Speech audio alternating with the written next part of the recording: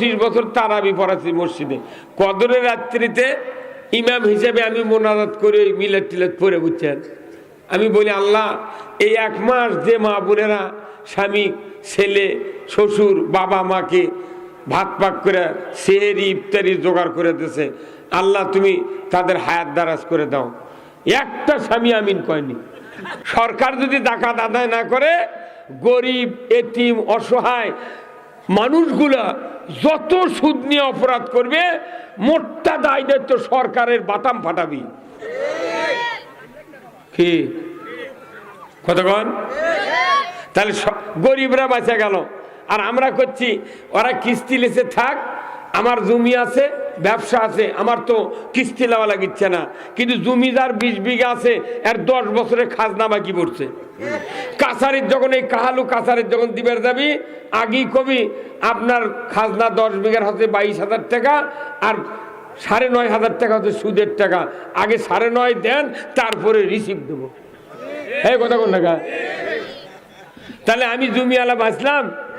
এখন আমি বক্তা, এ হুজুর সভাপতি, আমরা 2 দিন বিদ্যুতের বিল দিই, হুট করে বছরের মধ্যে 2 মাসের আমাকে বাকি পড়ছে। আমার স্ত্রী, ওনার স্ত্রী বলেছে, হুজুর 2 মাসের বিল দেননি, ফাইন দেওয়া লাগবে। কথা কোনে গা? সুদের নাম ওটি ইংরেজিতে কি থোছে? ফাইন। আবার ওই বিলত লেখা দিয়েছে মোট বিল এত, বিলম্ব মাসুল সহ এত। তো ওটি সুদ লেখিস নি কা তুই? বিলম্ব লেখে মানুষ সুফি বানাচ্ছে তুই? হ্যাঁ, কথা কর। তাহলে আমরাও বক্তা হয়ে হাজি হয়ে বাঁচলাম না, আমরাও সুদ দিলাম। এখন যারা বড় বড় ব্যবসায়ী, ঢাকার গার্মেন্টসের দোকান, তারপরে বিভিন্ন কোয়ালিটির ফিট হাজার হাজার ফ্যাক্টরি আছে না, এরা করতে বা আমাদের খাজনা বাকি নাই, জমি তো আবাদই করি না, আমাদের ব্যবসা নেই, আমাদের কি দেখেন বড় বড় ফ্যাক্টরি আছে, আমরা আল্লাহ দিলে ভালোই আছি ওর থেকে।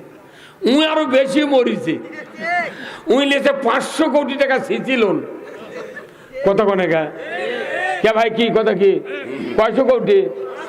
500 কোটি টাকা সিসি লোন করে উই বছরে 4 বার উমরা করে, আর বড় হজ করে একবার।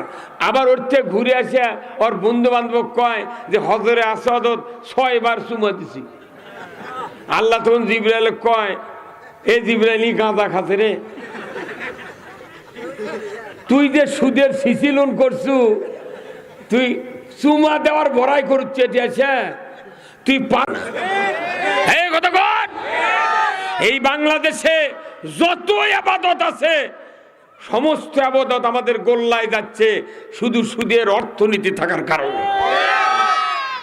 সুদ হারাম করেছেন কে? এই যে 54 বছর হলে সরকার দেশ চালাচ্ছে, সুদের বিরুদ্ধে আইন নাই।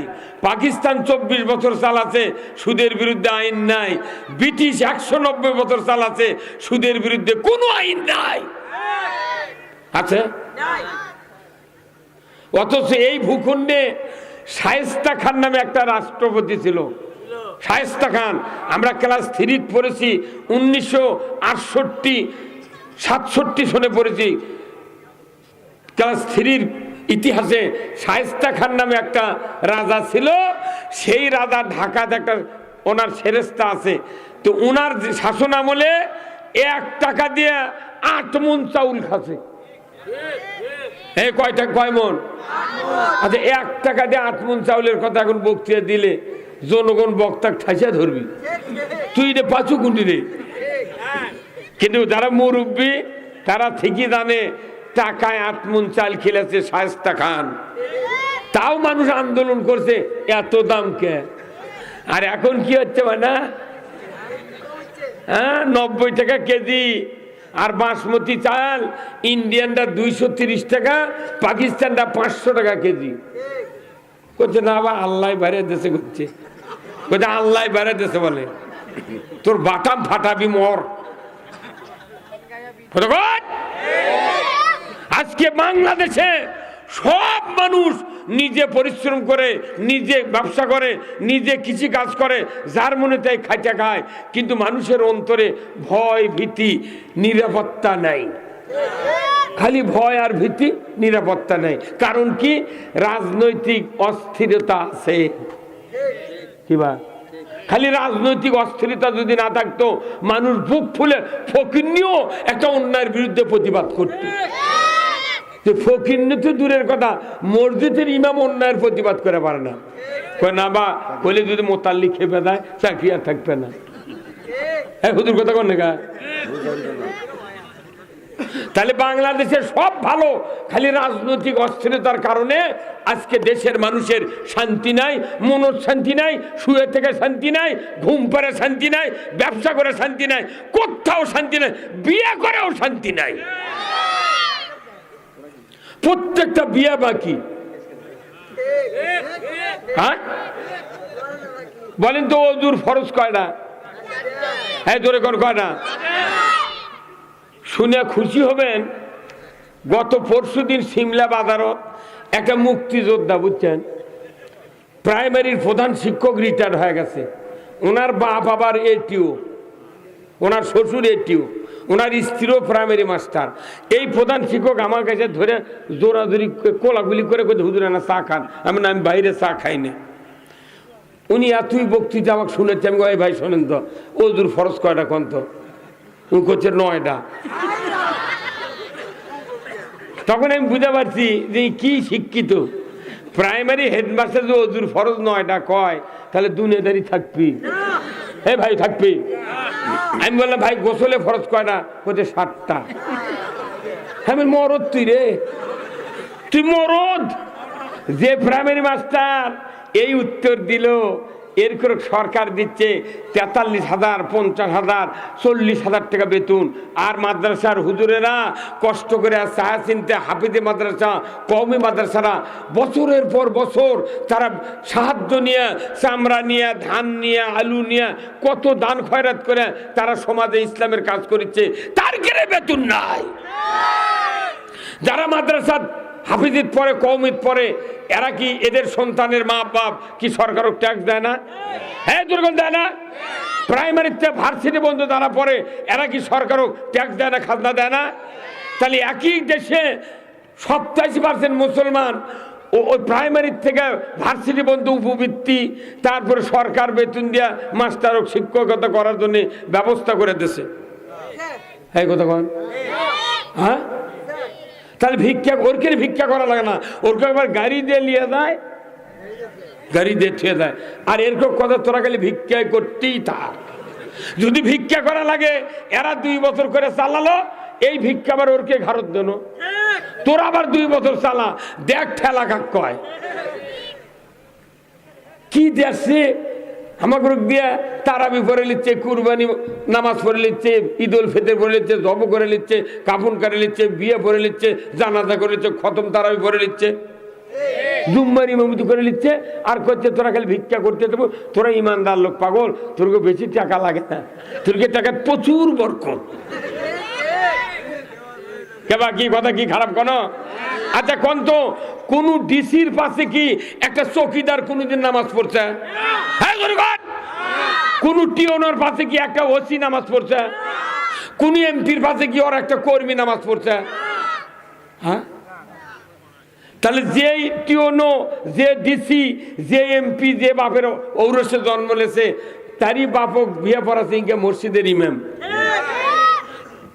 ডিসির বাপের বিয়ে পড়ালো এই মসজিদের ইমাম, তারই সোল হলো, তাই পাচ্ছে 2 লাখ টাকা বেতন। আর ওই ডিসির বাপের যাই বিয়ে পড়াছে, তাই এখন 1,000 টাকা মা। কচুর সাথে গলার দড়িতে মর রে, কথা কন। বাংলাদেশে যদি এমপি টিওনো, ডিসি 64 জেলার আর 460টা উপজেলার টিওনো যদি সরকারক বলে আমাদের বাপের যারা বিয়ে পড়াছে, আমরা সেই সন্তান জন্মে 1 লাখ, 1.5 লাখ, 90,000 টাকা, 25,000 টাকা ভাতা পাচ্ছি, ও স্যার আমার বাপের যারা বিয়ে পড়াছে ওর ক্ষেত্রে বেতন প্রাইমারি মাস্টারের মতো না দেওয়া পর্যন্ত আমরা আর দিনের ভোর রাত দেব না। কথা কন। এই কথা কইলে সরকার মৌলবীদের বেতন দিতে বাধ্য। ওর খুব দিয়ে কাম করে নিচ্ছে, খালি বেতন ওরকম দিচ্ছে আর এরকম করছে আপনাকে খুবই বরকত, বুঝছেন? যাত্রা বরকত লয়। এক জুব্বা দৈনিক 2 দিন পর পর ধুয়ে দেয়, ইস্ত্রি করার লীল দেয়, সেদিন অবস্থা বোধ হয় ভালো রে। এই কথাগুলো এই জন্য বললাম যে আমাদের দেশের এই বেদিগুলা যদি জনগণকে আগে না বলি, এর প্রতিকার আর চিকিৎসা কোরআনে যে আছে এটা আমরা বললে আপনারা বুঝিতে পারিবেন। আগে অসুখের কথা ডাক্তারের কাছে কওয়া লাগে, এই কতক্ষণ টাকা। আর একটা বেদির কথা বলবো, সেটা হলো যে আমাদের দেশে যারা আমরা বিয়ে পড়াই একটা মিথ্যা কথা কয়, এত বড় সত্য মিথ্যা কথা আর পৃথিবীর নেই। বলিচ্ছে অমুকের ছেলে অমুক, এত টাকা দেন মোহর, এত নগদ, এত বাকি, চাইবা মাত্র দিতে বাধ্য থাকিবে, এই অঙ্গীকারে তোমাকে শাদী করতে আসিয়াছে, তুমি তাহাকে স্বামিত্বে কবুল করো। কতক্ষণ? আচ্ছা, যখন করছে করো চাপ দিচ্ছে উকিল, ওই মিয়া শিক্ষিত হোক অশিক্ষিত হোক, ওরা কি নগদ বাকি বোঝে না ভাই? হ্যাঁ, আপনি বোঝেন না, পুরুষ বোঝেন না? তাহলে 3 লাখ টাকা মোহরানা লেখে 30,000 নগদ, 2,70,000 বাকি। তখন যদি ওই মিয়াটা বলতো না আমি বাকি কবুল বলবো না, তাহলে ওই বরের পালসার মিস, দুপুরে খাওয়াও মিস। এই কাহালু পৌরসভার মধ্যে যদি 10টা বরক, যদি 10টা পাত্রী যদি এইভাবে ফেরত দেয়, 11 নম্বর বর যায় আসতে বিয়ে করবে এই কাহালু পৌরসভার, ওই ছেলে বলবে আব্বা খুব তাড়াতাড়ি দরগাহাটের বাজারের নয়নদুলিতে 200 জায়গা বেচে আমার পকেটত দেন, বিনে টাকায় আমি বিয়ে করবে যাবো না, ওই মহিলাকে ঝাড়ি খেতে পারবো না। হ্যাঁ কতক্ষণ? এই বাংলাদেশে বাকি বিয়ে উঠে যেত কি হুজুর? তা আপনি বলেন না কে বাকি বিয়ে পড়া পারবো না? আচ্ছা, যে মেয়েটা বাকি বিয়ে পড়ালো ওই বাপে হুকুম দিল হ্যাঁ আপনার বিয়ে পড়ান, তাহলে এই বাপ যদি আপনাকে, এটি গুয়াহাটি কোথায়, এটা কত দূরের থেকে? ধাপের হাটে যদি ওই মেয়ের বাপ যে মেয়েক বাকি বিয়ে দিল, এই বাপ যদি একটা গরুলে ধাপের হাট কুরবানি হাট তোলে, দাম হচ্ছে 1,50,000 টাকা দিয়ে ছাবে লেছে, গরু যাই নিছে, তাই বলছে চাচা তোমার যখন টাকা দরকার 1 লাখ টাকা আমার বাড়ির থেকে আনো। মেয়ের বাপ বাকি দিবি, খাসি বাকি দিবি, ভেড়া হ্যাঁ বাকি দিবে না? তাহলে তুই গরু ভেড়া খাসি বাকি দিল না, তুই আমার একটা মেয়ে চল জান্নাতি নিয়ামত, 18 বছর একটা জান্নাতি নিয়ামত, হোক কালো তো হাত তো বেলানের লাগানো ছিল। হ্যাঁ কতক্ষণ? তাহলে তুই এত বড় বাটপার বাপ, তুই খাসি বাকি দিল না, গরু বাকি দিল না, তুই ভেড়া বাকি দে, তুই আমার একটা বিটিক বাকি দিল গেরা। হ্যাঁ কতক্ষণ? এই জন্যে রসুল ছিলেন আদর্শ স্বামী। আমাদের দেশে শতকরা 85% লোকের মোহরানা 72 বছরেও শোধ হয় না। আমার রসুল বলছেন যদি সম্পদের বিনিময়ে, জমির বিনিময়ে, সোনার বিনিময়ে, অর্থের বিনিময়ে যদি কেউ বইয়ের স্ত্রীর থেকে মোহরানা পরিশোধ করে দাবি মাপ না নেয়, এই স্ত্রীর সাথে দুনিয়াদারি করার পর তাকে জাহান্নামে জানাকারের কাতারে ঢুকতে হবে। কি হলো?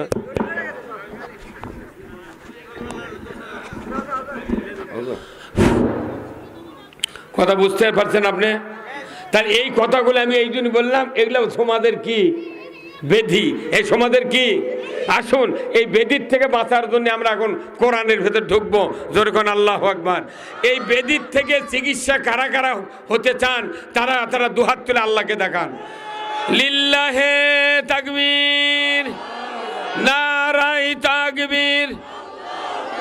আল কোরআনের আলো, কোরআন হাদিস যেখানে, দুনিয়ার মুসলিম, বাংলার মুসলিম, কাহালুর মুসলিম, সদরের মুসলিম, পৌরসভার মুসলিম, সারায়ের মুসলিম, লিল্লাহে তাকবীর। এতক্ষণকে বোঝা গেল এটি শোভা হচ্ছে কি ভাই, কথা কি? এই জন্য আসুন আমরা এখন কথা শুরু করব। আমার হাতে যে কিতাব দেখছেন এই কিতাব কার? আল্লাহ। আল্লাহ বলছেন আমি মানুষকে সৃষ্টি করেছি আশরাফুল মখলুকাত করে। যেরকম আল্লাহু আকবার। কি মখলুকাত? আশরাফুল মখলুকাত। আল্লাহ বলেছেন তোমাদের উপর আমি একটা আয়াত দিয়ে দিলাম, সেটা হুকুম, আর আরেকটা আয়াত দিলাম নিষেধ। এই দুটা কাজ থেকে যদি তোমরা একটা করতে পারো, একটা অমান্য করতে পারো, আমি আল্লাহ বলে দিলাম তোমরা জান্নাতি। যেরকম সুবহানাল্লাহ। আমার ভাইয়েরা, কি হতে পারে মাথায় লস্ট হইলে কোনটি কি? হ্যাঁ, তাহলে এই টেপের সমস্যা হচ্ছে তো। আমার ভাইয়েরা, আল্লাহ রাব্বুল আলামিন কোরআনুল কারিমে বলছেন কুল্লু হাবিতু মিনহা জামিআ ফাইম্মা ইয়াতিয়ান্নাকুম মিন্নি হুদান ফামান তাবিয়া হুদায়া ফালা খাউফুন আলাইহিম ওয়ালা হুম ইয়াহজানুন। আমার আল্লাহ বলছেন আদম বংশধর পৃথিবীর জমিনে নেমে যাও, মিন্নি হুদান, আমার তরফ থেকে যে হাদায়াত বাণী যাবে, ফামান তাবিয়া, যদি ইতাআত করতে পারো, ফালা খাউফুন, তোমাদের জন্য কোনো ভয় নাই, ওয়ালা হুম ইয়াহজানুন, তোমাদের জন্য কোনো দুশ্চিন্তার কারণ নাই। জোরে কন্যা মারহাবা। কোরআন মানলে ভয় নাই, চিন্তা নাই। কার কথা বিশ্বাস হয়? তাহলে বাংলাদেশের নামাজি বেশি না বেনামাজি বেশি? তার কোরআন মানলে জান্নাতি উই বিশ্বাস করে কথা বল না? বরঞ্চ যারা নামাজ পড়ে ওরকম যদি নামাজের দাওয়াত দেয়, তোর থেকে ভালো আছি, নামাজ পড়তে না পারি, ইমান আমার ঠিক আছে। তোর ক্যাঙ্কা ইমান ঠিক আছে, জুম্মাত গেলি বোঝা যায় কথা কা। নামাজিরও নামাজ মিঠা, মুসল্লির মিঠা অজু, বেনামাজির গান মিঠা, সুরের মিঠা কচু। কচু সুর ছেড়ে দিলে খালি কচুর গুদির যায়, এগোতে কোন গায়। আর বেনামাজি যদি ঢোল লোকের বাড়ি পরে ভাত কানত, ওর খাওয়া দাওয়া লাগে না। তবে আমাদের দেশে গান বাজনা কমে গেছে, কারণ কি এখন পকেটে সিনেমা হল, পকেটে আহারে। এমন একটা দিন আছিল, যারা এখন 83-84 বছরের বুড়ো আছে এখন বাংলাদেশত, এরা এর কি আমল নামার হোকার গুণা আছে আর সিনেমার গুণা আছে। কিসের গুণা? Hooker cinema. কিন্তু 22 বছর থেকে এই নিচের যেগুলা বয়স, এর ক্ষেত্রে একটাও সিনেমার গুণা নেই এর ক্ষেত্রে আমল নামাত। কারণ অনেক দিন আগে সিনেমা হল পেজের গোডাউন হয়ে গেছে, কুত্তাও যায় না সিনেমা হল। এই কথা কি? এই যুবকের এই জন্য ভালো, এরা হোকাও খায়নি, এরা টপ 10 গোল্ডলিপ খেতে পারে কিন্তু হোকা খায়নি।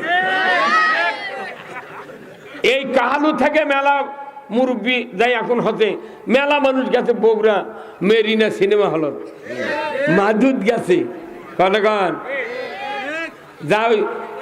ওই একবারে সকালে যা, সন্ধ্যা 6টা পর্যন্ত 3টা শো মারছে। বাপে করছে তুই সকালে বগুড়ে গেছি এতক্ষণ গেলু গা, করছে আব্বা রাস্তার যাতা জাম লয়। ওই রাস্তার দামত পড়ছে না সিনেমা হলের দামত, ময়না বাটাম ফাটাবি যদি তৌবা করে যদি না মরা হয়, কথা ঠিক কিনা? তোর গহনা দিন ফু রাইয়া যাবে, তোর গহনা দিন ফু রাইয়া যাবে, তারপর কি যৌবনে লাগবে ভাটি, ওই দেখা যায় ডাকিতেছে তোমায় কবরের মাটি। সন্ধ্যার আগে ডুববে রে বেলা,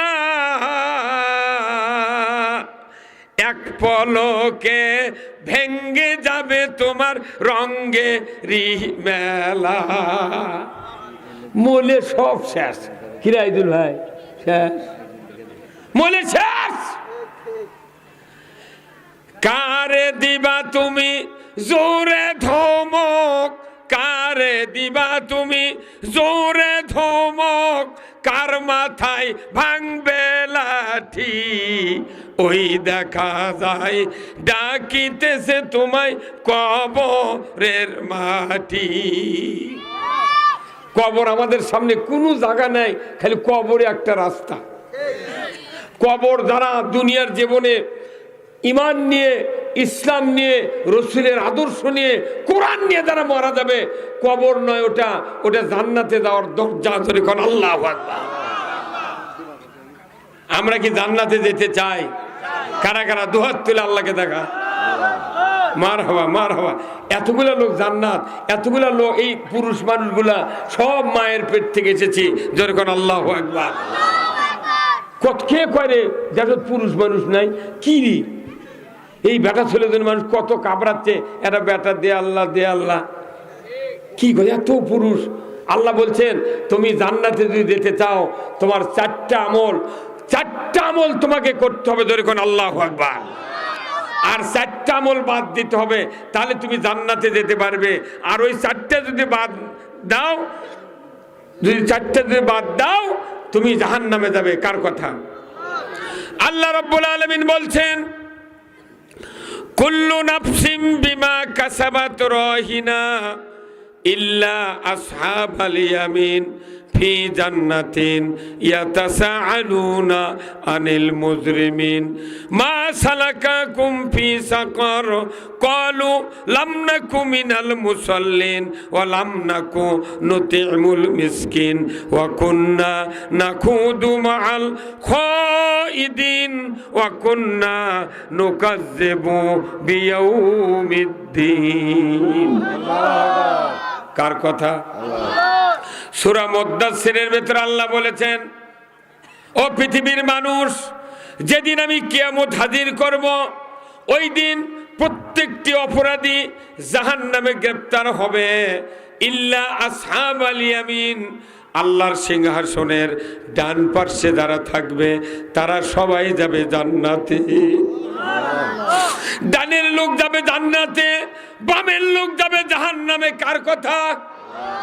আল্লাহ কোরআনে বলছেন আসহাবুল শিমাল, আসহাবুল ইয়ামিন, ডানপন্থী আর বামপন্থী। ধরে কোন আল্লাহু আকবার। কি হুজুর বলছেন? জি জি, সূরা ওয়াকিয়া। জি, ডানপন্থী আর বামপন্থী, ডানে যারা থাকবে তারা জান্নাতি। আল্লাহ বলছেন আমাদের যেন আল্লাহ কিয়ামতের দিন ডানে থাকার তৌফিক দেয়। ধরে কোন আমিন। ডানে থাকলে জীবন শান্তি।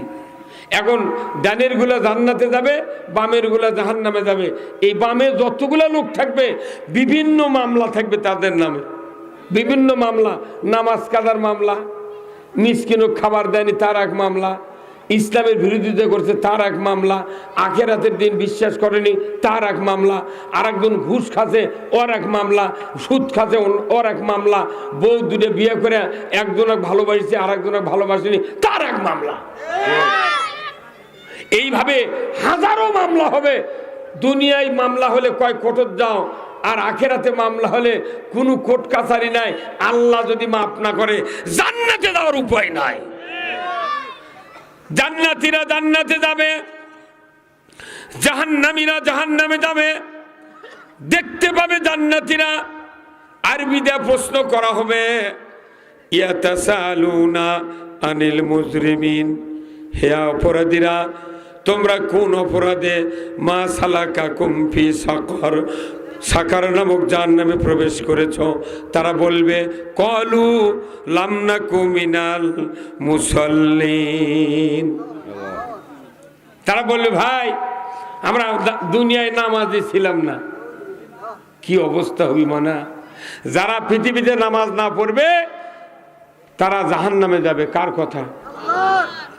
ওই সময় কি ঘুষ দিয়ে রায় ফিরেন যাবে? হ্যাঁ, ইস, বাংলাদেশে নামাজি বেশি না বেনামাজি বেশি?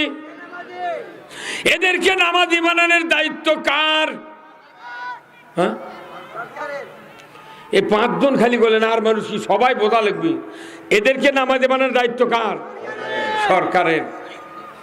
সরকার যদি নামাজি না বানায় আমাদের দায়িত্ব নামাজ না পড়লে কি হবে এটা প্রচার করা, তবলিগের দায়িত্ব নামাজ না পড়লে কি হবে এটা প্রচার করা। ইস মহিলা প্যান্ডেল এ ভাই দেখেন দেখেন, হ্যাঁ